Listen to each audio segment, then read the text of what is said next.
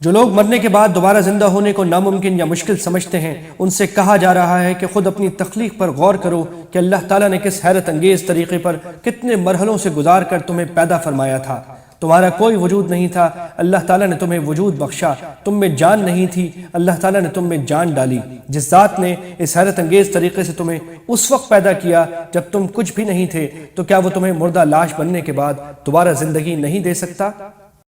یعنی بعض اوقات تو اس گوشت کے لوتھڑے سے ماں کے پیٹ میں بچے کے اعضاء پورے بن جاتے ہیں اور بعض اوقات پورے نہیں بنتے، پھر بعض اوقات اسی نامکمل حالت میں عورت کو اسقاط ہو جاتا ہے اور بعض اوقات بچہ ناقص اعضاء کے ساتھ پیدا ہوتا ہے۔ یعنی زیادہ بڑھاپے کی حالت میں انسان بچپن کسی ناسمجھی کی طرف لوٹ جاتا ہے، اور جوانی میں اس نے کتنا علم حاصل کیا ہو، اس بڑھاپے میں وہ سب یا اکثر حصہ بھول جاتا ہے۔ یہ دوبارہ زندگی دینے کی دوسری دلیل ہے، اور وہ یہ کہ زمین جب خشک ہوتی ہے تو اس میں زندگی کے آثار ختم ہو جاتے ہیں، پھر اللہ تعالیٰ بارش برسا کر اس میں زندگی کی نئی لہر دوڑا دیتا ہے، اور اسی بے جان زمین سے پودے اگنے لگتے ہیں۔ جو خدا اس پر قادر ہے، کیا وہ تمہیں دوبارہ زندگی دینے پر قادر نہیں؟ مطلب یہ ہے کہ تمہاری اپنی تخلیق ہو یا زمین سے پودے اگانے کا معاملہ، ان ساری باتوں کی اصل علت یہ ہے کہ اللہ تعالیٰ ہی کا وجود ایسا ہے جو کسی کا محتاج نہیں، اور باقی ساری چیزیں اسی کی قدرت سے وجود میں آتی ہیں، لہذا وہ مردوں کو زندہ کرنے کی بھی پوری قدرت رکھتا ہے۔ انسان کی جس پیدائش کا ذکر اوپر کیا گیا ہے، وہ ایک طرف تو اللہ تعالیٰ کی قدرت کاملہ کی دلیل ہے، جس سے یہ بات ثابت ہوتی ہے کہ وہ لوگوں کے مرنے کے بعد انہیں دوبارہ زندہ کر سکتا ہے، اور دوسری طرف اسی سے یہ بات بھی ثابت ہوتی ہے کہ جن لوگوں کو دنیا میں پیدا کیا گیا ہے، ان کی پیدائش ہی اس بات کا تقاضا کرتی ہے کہ انہیں ایک اور زندگی دی جائے، کیونکہ اگر دوسری زندگی نہ ہو تو دنیا میں نیکی کرنے والے اور بدی کرنے والے، ظالم اور مظلوم سب برابر ہو جائیں گے، اور اللہ تعالیٰ ایسی ناانصافی کے لیے انسانوں کو پیدا نہیں کر سکتا کہ جو چاہے دوسروں پر ظلم کرتا رہے یا گناہوں کا تومار لگا دے اور اسے اپنے عمل کی کوئی سزا نہ ملے، اور اسی طرح دنیا میں کوئی شخص کتنی پاک باز زندگی گزارے اس کو کوئی انعام نہ ملے۔ لہٰذا اللہ تعالیٰ کی حکمت کا یہ لازمی تقاضا ہے کہ جب انسانوں کو دنیا میں پیدا کیا ہے تو آخرت میں انہیں دوسری زندگی دے کر انہیں انعام یا سزا ضرور دے۔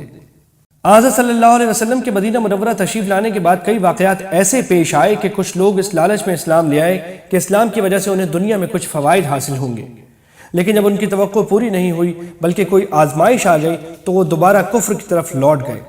یہ آیت ان کی طرف اشارہ کر رہی ہے کہ لوگ حق کو حق ہونے کی وجہ سے قبول نہیں کرتے بلکہ دنیا کے مفادات کی خاطر قبول کرتے ہیں، اور ان کی مثال اس شخص کی سی ہے جو کسی جنگ میں اس نیت سے ایک کنارے کھڑا ہو گیا ہو کہ دونوں لشکروں میں سے جس کا پلہ بھاری نظر آئے گا اس کے ساتھ ہو جاؤں گا تاکہ کچھ مفادات حاصل کر سکوں۔ سبق یہ دیا گیا ہے کہ اسلام پر عمل اس لالچ میں نہ کرو کہ اس دنیا ہی میں تمہیں کوئی فائدہ مل جائے گا، بلکہ اس لیے کرو کہ وہ برحق ہے، اور اللہ تعالیٰ کی بندگی کا تقاضا یہی ہے۔ جہاں تک دنیا کے مفادات کا تعلق ہے، وہ اللہ تعالیٰ کی حکیمانہ مشیت ہے کہ کس کو کیا دیا جائے۔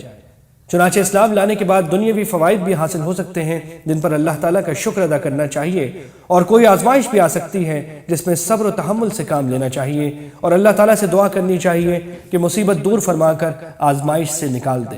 اصل میں ان جھوٹے خداؤں میں خود تو نہ کوئی فائدہ پہنچانے کی طاقت ہے نہ نقصان پہنچانے کی، البتہ یہ نقصان پہنچنے کا سبب بن سکتے ہیں، اور وہ اس طرح کہ جو شخص انہیں اللہ تعالیٰ کی خدائی میں شریک مانے گا وہ اللہ تعالیٰ کی طرف سے سزا کا مستحق ہوگا۔ جس کا نقصان فائدے سے زیادہ ہو وہ نہ مددگار بنانے کے لائق ہے اور نہ ساتھی بنانے کے لائق، لہٰذا ان بتوں سے امیدیں لگانا حماقت کے سوا کچھ نہیں۔ رسی تان کر رابطہ کاٹ ڈالنے کے ایک معنی تو عربی محاورے کے مطابق پھانسی دے کر گلا گھونٹنے کے ہوتے ہیں۔ اگر یہاں یہ معنی لیے جائیں جیسا کہ حضرت عبداللہ بن عباس رضی اللہ عنہما سے منقول ہیں تو اس صورت میں آسمان سے مراد اوپر کی سمت یعنی چھت ہوگی، اور آیت کا مطلب یہ ہوگا کہ ایک ایسا شخص جس کا خیال یہ تھا کہ حضرت صلی اللہ علیہ وسلم کو کسی قسم کی کامیابی حاصل نہیں ہوگی، اس کا یہ خیال نہ تو پورا ہوا ہے نہ ہوگا۔ اس پر اگر اسے غصہ اور جھنجھلاہٹ ہے تو وہ چھت کی طرف ایک رسی تان کر اپنے آپ کو پھانسی دے اور اپنا گلا گھونٹ لے۔ اور آسمان تک رسی تان کر رابطہ کاٹ لینے کی ایک دوسری تشریح حضرت جابر بن زید سے منقول ہے، اور یہ کہ حضرت صلی اللہ علیہ وسلم کو جو کامیابیاں حاصل ہو رہی ہیں ان کا سر چشمہ وہ وہی ہے جو آپ پر آسمان سے نازل ہوتی ہے۔ اب اگر کسی شخص کو ان کی کامیابیوں پر غم و غصہ ہے اور وہ ان کامیابیوں کا راستہ روکنا چاہتا ہے تو اس کا ایک ہی طریقہ ہو سکتا ہے کہ وہ کوئی رسی تان کر آسمان تک جائے اور وہاں سے حضرت صلی اللہ علیہ وسلم کا وہ رابطہ کاٹ دے جس کے ذریعے آپ پر وحی آ رہی ہے اور کامیابیاں حاصل ہو رہی ہیں۔ ظاہر ہے کہ یہ بات کسی کے بس میں نہیں ہے، اس لیے آیت کا مطلب یہ ہے کہ ایسے شخص کو مایوسی کے سوا کچھ حاصل نہیں ہو سکتا۔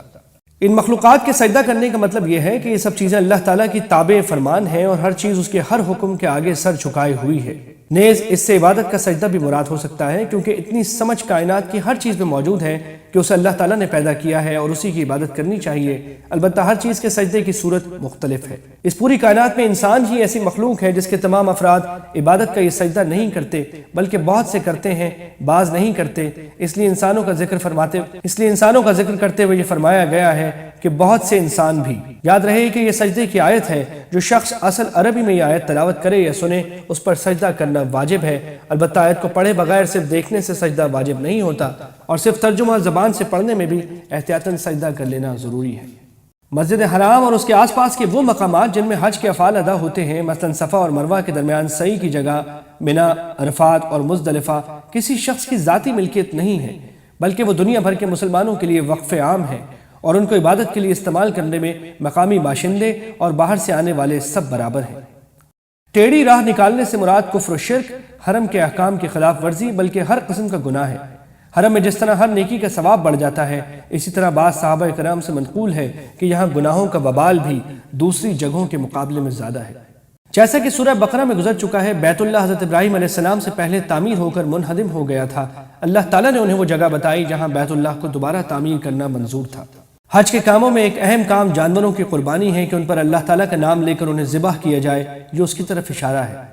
حج کے دوران انسان احرام میں ہوتا ہے تو اس کے لیے بال کاٹنا اور ناخن تراشنا جائز نہیں رہتا۔ یہ پابندیاں اس وقت ختم ہوتی ہیں جب وہ حج کی قربانی سے فارغ ہو جائے۔ چنانچہ یہاں میل کچیل دور کرنے کا مطلب یہ ہے کہ حج کرنے والے قربانی کے بعد جسم کے بال اور ناخن کاٹ سکتے ہیں، اور منتیں پوری کرنے کا مطلب یہ ہے کہ واجب قربانی کے علاوہ بہت سے حضرات یہ منتیں مان لیا کرتے تھے کہ حج کے موقع پر ہم اپنی طرف سے بھی قربانی کریں گے۔ اس کے بعد بیت اللہ شریف کے جس طواف کا ذکر ہے اس سے مراد طواف زیارت ہے۔ یہ طواف عام طور پر قربانی اور سر منڈانے کے بعد کیا جاتا ہے اور حج کا اہم رکن ہے۔ بیت اللہ کو یہاں بیت عتیق کہا گیا ہے۔ اس کے ایک معنی تو قدیم کے ہیں، یعنی اس معنی میں قدیم ترین گھر ہے کہ دنیا میں سب سے پہلا گھر ہے جو عبادت کے لیے تعمیر کیا گیا، اور اس کے ایک معنی آزاد کے بھی ہیں۔ اور ایک حدیث میں حضرت صلی اللہ علیہ وسلم نے اسے آزاد کہنے کی وجہ یہ بتائی ہے کہ اللہ تعالیٰ نے اسے ظالموں کے قبضہ کر لینے سے آزاد کر رکھا ہے۔ جانوروں کی قربانی کا ذکر آیا تو مشرکین عرب کی اس جاہلانہ رسم کی بھی تردید کر دی گئی جس کی روح سے انہوں نے بتوں کے نام پر بہت سے جانوروں کو حرام قرار دے رکھا تھا۔ تفصیل کے لیے دیکھیے سورہ انعام۔ چنانچہ یہ بتا دیا گیا کہ یہ سب چوپائے تمہارے لیے حلال ہے سوائے ان چیزوں کے جنہیں قرآن کریم نے سورہ مائدہ میں حرام قرار دیا ہے۔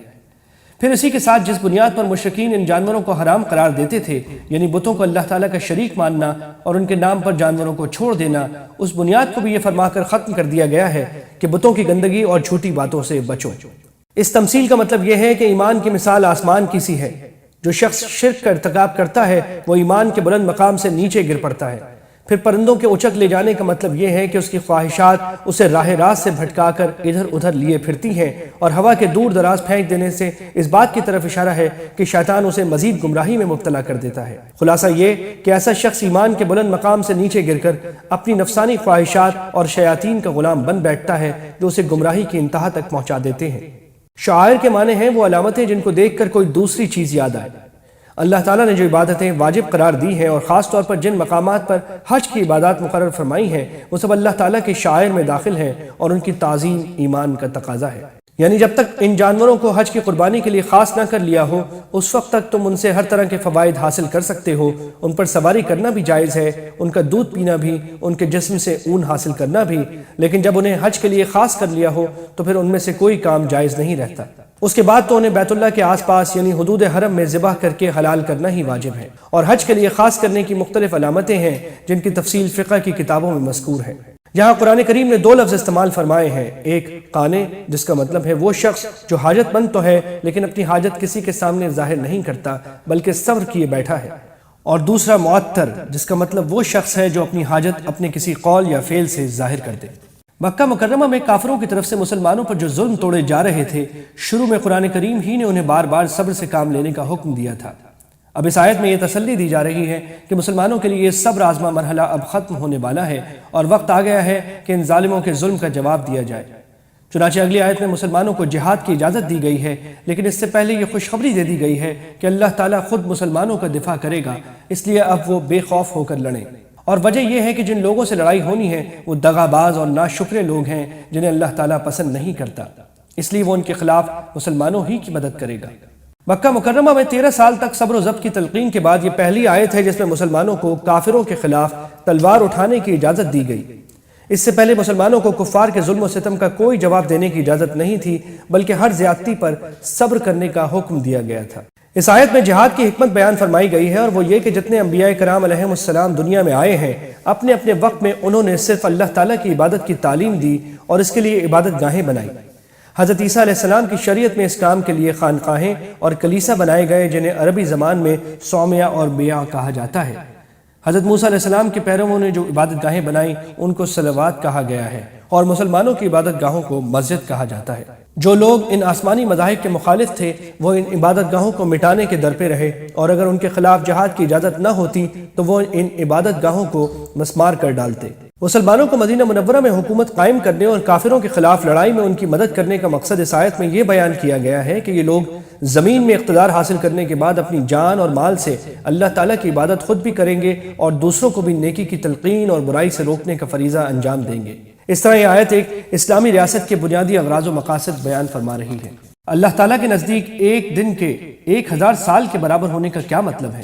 اس کی صحیح تشریح تو اللہ تعالیٰ ہی کو معلوم ہے، اور حضرت عبداللہ بن عباس رضی اللہ تعالیٰ عنہ نے اسے متشابہات میں بھی شمار کیا ہے۔ لیکن اس آیت کو سمجھنے کے لیے اتنی تشریح کافی ہے کہ کفار کے سامنے جب یہ کہا جاتا تھا کہ ان کے کفر کے نتیجے میں ان پر اللہ تعالیٰ کی طرف سے دنیا یا آخرت میں عذاب آئے گا تو وہ اس کا مذاق اڑاتے تھے اور کہتے تھے کہ اتنے دن گزر گئے لیکن کوئی عذاب نہیں آیا، اگر واقعی عذاب آنا ہے تو ابھی کیوں نہیں آ جاتا؟ اس کے جواب میں فرمایا جا رہا ہے کہ اللہ تعالیٰ نے جو وعدہ کر رکھا ہے وہ تو ضرور پورا ہوگا، رہا اس کا وقت تو وہ اللہ تعالیٰ کی اپنی حکمت کے مطابق متعین ہوگا، اور تم جو سمجھ رہے ہو کہ اس کے آنے میں بہت دیر ہو گئی ہے تو در حقیقت تم جس مدت کو 1000 سال سمجھتے ہو وہ اللہ تعالیٰ کے نزدیک ایک دن کے برابر ہے۔ اس آیت کی کچھ مزید تفصیل انشاءاللہ سورہ معارج میں آئے گی۔ حضرت صلی اللہ علیہ وسلم کو تسلی دی جا رہی ہے کہ آپ کے مخالفین کی طرف سے جن شکوک و شبہات کا اظہار ہو رہا ہے یہ کوئی نئی بات نہیں ہے، بلکہ پچھلے انبیاء کرام کے ساتھ بھی ایسا ہی ہوا ہے کہ جب وہ لوگوں کو اللہ تعالیٰ کا کلام پڑھ کر سناتے تو شیطان کافروں کے دل میں شکوک و شبہات پیدا کر دیتا، جس کی بنا پر وہ لوگ ایمان نہیں لاتے تھے۔ لیکن چونکہ یہ شکوک و شبہات اصل میں بے بنیاد ہوتے ہیں، اس لیے اللہ تعالیٰ ان کا کوئی اثر مخلص مسلمانوں پر باقی نہیں رہنے دیتا، بلکہ انہیں نیست و نابود کر دیتا ہے۔ اس آیت کا ایک اور ترجمہ اس طرح بھی ممکن ہے کہ تم سے پہلے ہم نے جو کوئی رسول یا نبی بھیجا تو اس کے ساتھ یہی ہوا کہ جب اس نے کوئی تمنا کی تو شیطان نے اس کی تمنا میں کوئی کھنڈت ڈال دی، اور پھر شیطان جو کھنڈت ڈالتا ہے اللہ اسے ختم کر دیتا ہے، پھر اپنی آیتوں کو اور مضبوط کر دیتا ہے۔ اس صورت میں مطلب یہ ہوگا کہ انبیاء کرام اپنی قوم کی اصلاح کے لیے کسی بات کی تمنا کرتے تھے، مگر شروع میں شیطان اس تمنا کے پورے ہونے میں کوئی رکاوٹ پیدا کر دیتا تھا، لیکن آخرکار اللہ تعالیٰ اس رکاوٹ کو دور فرما کر اپنی ان آیتوں کو مزید مستحکم بنا دیتا جن میں انبیاء کرام کی مدد کی بشارت دی گئی تھی۔ البتہ شیطان نے جو رکاوٹ ڈالی تھی وہ کافر لوگ جن کے دلوں میں روگ ہے اسے انبیاء کرام کے خلاف دلیل کے طور پر پیش کر کے فتنے میں مبتلا ہو جاتے تھے۔ اوپر آیت نمبر 39 میں مسلمانوں کو ان کافروں سے لڑنے کی اجازت دی گئی تھی جنہوں نے ان پر ظلم ڈھائے تھے، حالانکہ اس سے پہلے ان کے ظلم کے جواب میں صبر اور درگزر کے احکام دیے جاتے رہے تھے۔ اب یہاں صرف جنگ ہی کے معاملے میں نہیں بلکہ ہر قسم کے ظلم کا بدلہ لینے کی اجازت دی جا رہی ہے، بشرط یہ کہ وہ اتنا ہی ہو جتنا ظلم ہوا، اور بتایا جا رہا ہے کہ اگرچہ درگزر کا معاملہ زیادہ افضل ہے لیکن برابر کا بدلہ لینا بھی جائز ہے، اور اس پر بھی اللہ تعالیٰ کی طرف سے مدد کا وعدہ ہے۔ بلکہ یہاں اور آگے بڑھ کر یہ فرمایا گیا ہے کہ اگر برابر کا بدلہ لینے کے بعد ظالم دوبارہ زیادتی کرے تو اس پر بھی اللہ تعالیٰ مدد فرمائیں گے۔ یعنی ایک موسم میں جو دن کا وقت تھا دوسرے موسم میں اللہ تعالیٰ نے اسے رات بنا دیا، اور ایک موسم میں جو رات کا وقت تھا اسے دوسرے موسم میں دن بنا دیا۔ چاند سورج کی گردش کا نظام اللہ تعالیٰ نے اپنی حکمت سے اس طرح بنایا ہے کہ اس میں ذرہ برابر فرق نہیں آتا۔ اللہ تعالیٰ کی قدرت کے بے شمار مظاہر میں سے یہاں خاص طور پر اس کو شاید اس لیے ذکر کیا گیا ہو کہ یہاں مظلوم کی مدد فرمانے کا ذکر ہے، اور جس طرح رات دن کے اوقات بدلتے رہتے ہیں اسی طرح جو کبھی مظلوم تھا اللہ تعالیٰ اس کی مدد کر کے اسے فتح دلا دیتے ہیں، اور جو ظالم اور بالا دست تھا اسے نیچا دکھا دیتے ہیں۔ بعض لوگ اس بات پر اعتراض کرتے تھے کہ حضرت صلی اللہ علیہ وسلم نے جو احکام دیے ہیں ان میں سے کچھ ان احکام سے مختلف ہیں جو پچھلے انبیاء کرام کی امتوں کو دیے گئے تھے۔ اس آیت میں اس اعتراض کا جواب دیا گیا ہے، یعنی مختلف انبیاء کرام کی شریعتوں میں اللہ تعالیٰ نے عبادت کے مختلف طریقے مقرر فرمائے تھے اور ہر دور کے مناسب شریعت کے مختلف احکام دیے تھے۔ لہٰذا اگر حضرت صلی اللہ علیہ وسلم کی شریعت کے کچھ احکام پچھلی شریعتوں سے الگ ہیں تو اس میں نہ کوئی اعتراض کی بات ہے اور نہ بحث مباحثے کا کوئی موقع، یعنی ان کے پاس کوئی دلیل نہیں ہے جس سے یہ علم حاصل ہو سکے کہ یہ بت واقعی خدائی کا درجہ رکھتے ہیں۔ مطلب یہ ہے کہ ابھی تو تم ان آیتوں ہی کو ناگوار سمجھ رہے ہو، آخرت میں جب آگ سامنے آئے گی تو پتہ چلے گا کہ اصل ناگوار چیز کیا تھی۔ کون سے فرشتے پیغمبروں کے پاس وحی کا پیغام لے کر جائیں اور کن انسانوں کو پیغمبری کے مقام پر سرفراز کیا جائے، ان سب باتوں کا تعین اللہ تعالیٰ ہی کرتے ہیں۔ شافعی مذہب میں یہاں سجدہ ہے۔ جہاد کے لفظی معنی جد و جہد اور کوشش کے ہیں، اور یہ لفظ دین کے راستے میں ہر کوشش کو شامل ہے۔ اس پہ مسلح جد و جہد یعنی اللہ کے راستے میں جنگ کرنا بھی داخل ہے، پرامن جد و جہد بھی، اور انسان اپنی اصلاح کے لیے جو محنت کرے وہ بھی۔ حضرت صلی اللہ علیہ وسلم اپنی امت کے مومنوں کے حق میں گواہی دیں گے کہ یہ لوگ ایمان لے آئے تھے، اور مسلمان دوسری امتوں کے بارے میں گواہی دیں گے کہ پیغمبروں نے ان کو اللہ تعالیٰ کا پیغام پہنچا دیا تھا۔ یہ مضمون سورہ بقرہ میں گزر چکا ہے، وہاں اس کی تشریح دیکھ لی جائے۔